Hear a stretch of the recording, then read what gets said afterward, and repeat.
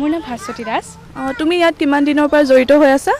মই ইয়াত বৰ্তমান ইণ্টাৰ্ণ হিচাপে কাম কৰি আছোঁ। হয়, মোৰ এমাহ হ'ল কাম কৰা।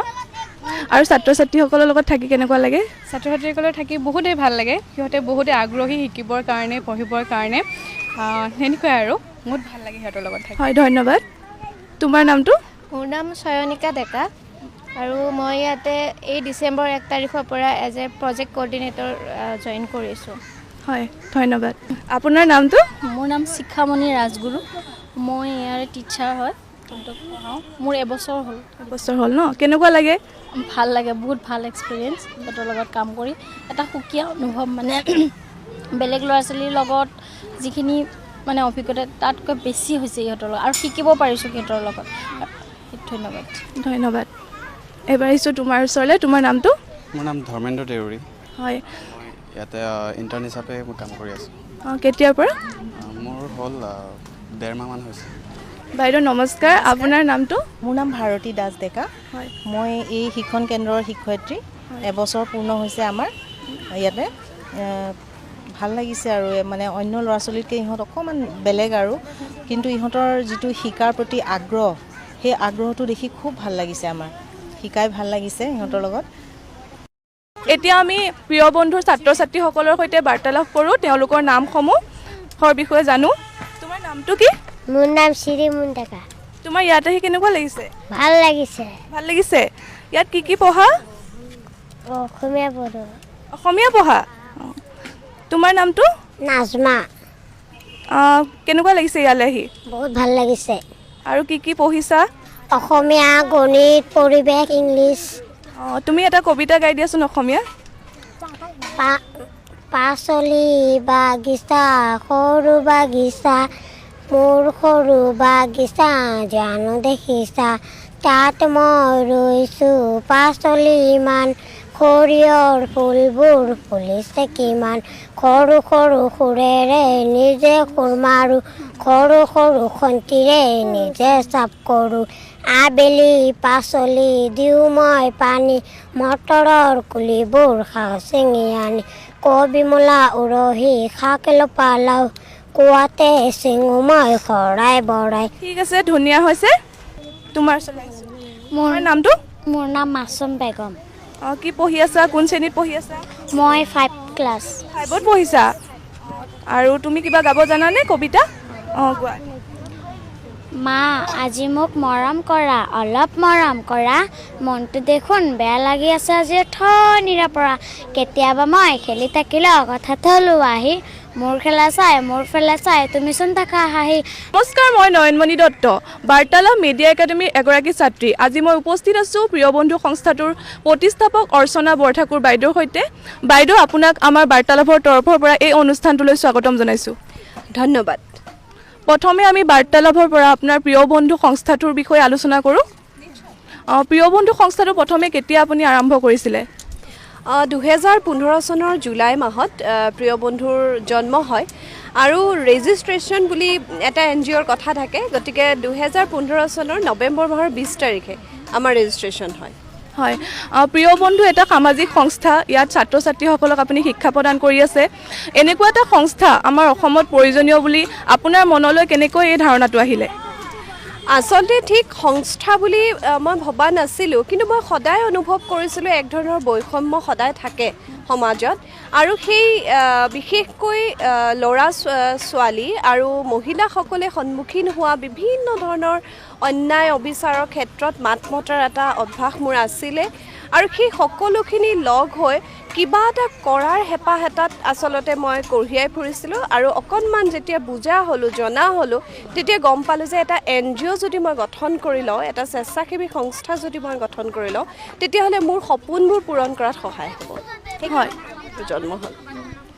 তাৰপাছত প্ৰিয় বন্ধু যিহেতু 7টা বছৰ অতিক্ৰম কৰিলে, এই প্ৰিয় বন্ধুৰ যিটো মানে যাত্ৰা 7 বছৰীয়া, এই যাত্ৰাত আপোনাৰ অভিজ্ঞতা কেনেকুৱা? অনন্য অভিজ্ঞতা। আজিৰ তাৰিখত অৰ্চনা বৰঠাকুৰতকৈও প্ৰিয় বন্ধু নামটো আগত আহে, গতিকে এক বিচিত্ৰ অভিজ্ঞতা, অনন্য অভিজ্ঞতা, অত্যন্ত প্ৰত্যাহ্বানপূৰ্ণ অভিজ্ঞতা। কিন্তু মোৰ জীৱনক আচলতে এই 7টা বছৰে যিখিনি দিছে, মই ক'ব পাৰোঁ হয়তো আগৰ সময়খিনিত মই ইমান সমৃদ্ধ নাছিলোঁ। হয়, প্ৰিয় বন্ধুত যিহেতু ছাত্ৰ ছাত্ৰীসকলক শিক্ষা প্ৰদান কৰা হয়, যিসকল ছাত্ৰ ছাত্ৰীয়ে নপঢ়া নুশুনাকৈ ঘূৰি ফুৰে, আৰু বাকী ইয়াৰ বাহিৰেও কেনেকুৱা ধৰণৰ কাম কাজ কৰা হয়? আচলতে আমাৰ যি শিক্ষণ কেন্দ্ৰৰ ব্যৱস্থা এয়া আমাৰ একেবাৰে শেহতীয়া প্ৰকল্পহে। আমি আৰম্ভ কৰিছিলোঁ এটা ক্লথ বেংকেৰে 7 বছৰ আগতে। আমাৰ যিবিলাক ব্যৱহৃত কাপোৰ ভাল হৈ থাকে কিন্তু ব্যৱহাৰ নহয়, এনেই থৈ দিয়া থাকে, সেইবিলাক বিতৰণৰ আমি ব্যৱস্থা কৰিছিলোঁ। আমাৰ এটা ফুড বেংক আছে, আমাৰ এটা মানে চেনিটেৰী নেপকিনৰ বেংক আছে। আমি মেনষ্ট্ৰুৱেল হাইজিন মেনেজমেণ্টৰ হৈ যোৱা 5-6 বছৰে অসমৰ বিভিন্ন ঠাইলৈ গৈছোঁ। তদুপৰি আমি ল'ৰা ছোৱালীক মানে আমি এটা কথা বিশ্বাস কৰোঁ যে ল'ৰা ছোৱালীক সদায় যিটো আমাৰ ভোক থাকে নহয় জানো, পুৱা ভোক এটা লৈ যদি স্কুললৈ আহে তেতিয়াহ'লে সিহঁতৰ পঢ়াত বা যিকোনো ক্ষেত্ৰতে ইমান মন নবহিব। গতিকে আমাৰ ব্ৰেকফাষ্ট প্ৰগ্ৰেম এটা আছে, ব্ৰেকফাষ্ট ফৰ এ চাইল্ড বুলি। আৰু এটা আমাৰ নিজৰ প্ৰজেক্ট আছে, সেইটো হৈছে ছেফ টাচক লৈ। আপোনালোকে এইটো কথা খুব ভালকৈয়ে জানে যিহেতু মিডিয়াৰ মানুহ, যে আমাৰ দেশত আমাৰ ল'ৰা ছোৱালীবোৰ আচলতে খুব এটা সুৰক্ষিত নহয়। আমাৰ দেশত বুলি নহয়, পৃথিৱীতে শিশুৰ সুৰক্ষাক লৈ বহুত প্ৰশ্ন আছে। যৌন শোষণৰ বলি হয় আমাৰ শিশুসকল। গতিকে আমি লাউডলি ন' বুলি আমাৰ এটা প্ৰজেক্ট আছে, তাৰ জৰিয়তে আমি সেই ছেফ টাচক লৈ আমি কাম কৰোঁ। আৰু আমাৰ এই সকলোবোৰ প্ৰকল্প এটা প্ৰকল্পৰ ভিতৰত সোমোৱাই আমি integrated programme for women and child welfare বুলি আমাৰ এটা ডাঙৰ প্ৰজেক্ট আছে। তাৰ জৰিয়তে আমি শিক্ষণ কেন্দ্ৰসমূহ খুলিছোঁ।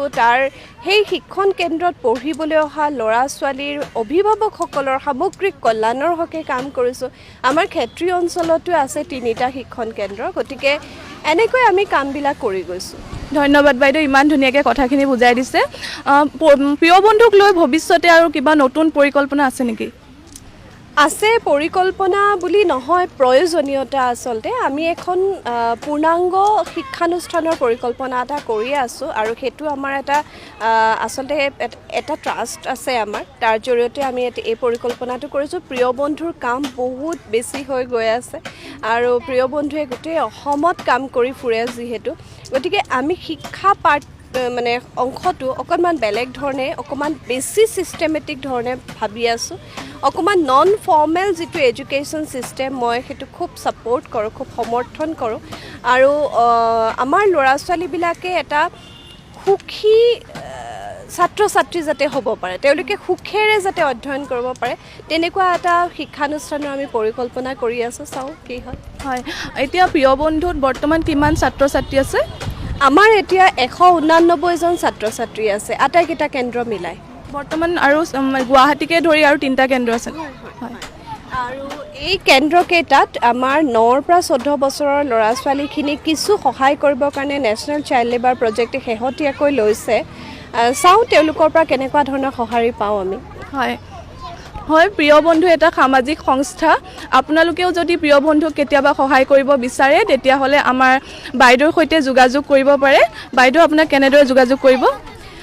আমাৰ এটা ৱেবছাইট আছে www.priyobandhu.org, আৰু মোৰ ফোন নাম্বাৰটো দিলে অসুবিধা হ'ব নেকি যদি ফোন নাম্বাৰটো কওঁ? 9864061115। এইটো মোৰ ফোন নাম্বাৰ, এইটো নাম্বাৰটো যোগাযোগ কৰিব পাৰিব। আপোনালোকে যদি সহায় কৰিব বিচাৰে এই নাম্বাৰত যোগাযোগ কৰিব।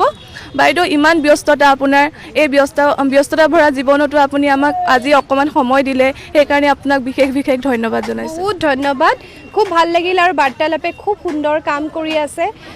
মই ব্যক্তিগতভাৱে চক্ৰপাণী পৰাশৰৰ মানে তেওঁ সাংবাদিক হিচাপে তেওঁ যথেষ্ট নীতিনিষ্ঠৰ দায়বদ্ধ সাংবাদিক। আমি একেলগে কামো কৰিছিলোঁ এটা সময়ত। গতিকে বাৰ্তালাপে খুব ভাল কাম কৰি আছে। বাৰ্তালাপলৈ মোৰ অযুত শুভকামনা থাকিল। সাংবাদিকতাৰ প্ৰতি দায়বদ্ধ, সমাজৰ প্ৰতি দায়বদ্ধ এচাম মানুহ যদি এনেদৰে ওলাই থাকে তেতিয়াহ'লে সমাজত বহুতখিনি মানে যিসমূহ ঘটনাই আচলতে সাংবাদিকতাৰ প্ৰতিয়েই হওক বা বিভিন্ন কাৰণত মানুহৰ প্ৰতি মানুহৰ নিষ্ঠা আস্থা নোহোৱা কৰে, সেই ঘটনাবোৰ কমি যাব। আৰু এটা কথা সুধিব বিচাৰোঁ, আপুনি 7 বছৰ যিহেতু আমাৰ প্ৰিয় বন্ধু হৈ গ'ল, 7 বছৰে আপুনি কিবা প্ৰত্যাহ্বানৰ সন্মুখীন হৈছে নেকি, যিহেতু আমাৰ লকডাউন ক'ভিড পৰিস্থিতি? বহুত প্ৰত্যাহ্বান মোৰ গোটেই যাত্ৰাটোৱে প্ৰত্যাহ্বানপূৰ্ণ বুলি ক'ব লাগিব কাৰণ আমি কাম কৰিছোঁ সম্পূৰ্ণভাৱে এনেকুৱা হয় যে আমাৰ ইণ্ডিভিজুৱেল ডনেশ্যন বিভিন্নজনে বিভিন্ন সময়ত আমাক সহায় কৰিছে সেই সাহসতে কাম কৰিছোঁ আৰু যিটো সম্পূৰ্ণ আনচাৰ্টেইন এনেকুৱা নহয় যে আমাক ৰেগুলাৰ কোনোবাই কিবা এটা চ'ৰ্চৰ পৰা আমি এটা সহায় পাই আছোঁ তেনেকুৱা মুঠেও নহয় গতিকে ফাণ্ডৰ ক্ষেত্ৰত আমি খুব বেছি সমস্যাৰ মুখামুখি হৈ থাকোঁ আৰু তাৰ লগতে সামাজিক প্ৰত্যাহ্বান বহুত আছে কাৰণ আপোনালোকে যদি এই অঞ্চলটোতে চায় এই অঞ্চলটোত কাম কৰাৰ ক্ষেত্ৰত আমি বহুত বেছি চেলেঞ্জৰ মুখামুখি হৈছোঁ ইয়াত বিভিন্ন ধৰণৰ অপৰাধ ঘটি থাকে গতিকে সেই অপৰাধীসকলৰ সৈতে মোকাবিলা কৰি ল'ৰা ছোৱালীখিনি জ্ঞানৰ পোহৰ বিলোৱাটো মানে এইটো প্ৰত্যেক দিনেই মুখামুখি হোৱা এটা সংঘাত আৰু আমি সেই সংঘাত অতিক্ৰম কৰি আগবাঢ়ি যাবলৈ প্ৰিয় বন্ধুৱে সদায় যত্ন কৰিছোঁ তেতিয়া শেষত ভিডিঅ'টো আমি শেষ কৰিবলৈ লৈছোঁ আপোনাক ধন্যবাদ জনাইছোঁ আপুনি ইমান ব্যস্ততাৰ মাজতো আমাক এই সময়খিনি দিলে ধন্যবাদ অশেষ ধন্যবাদ আৰু শুভেচ্ছা থাকিল ধন্যবাদ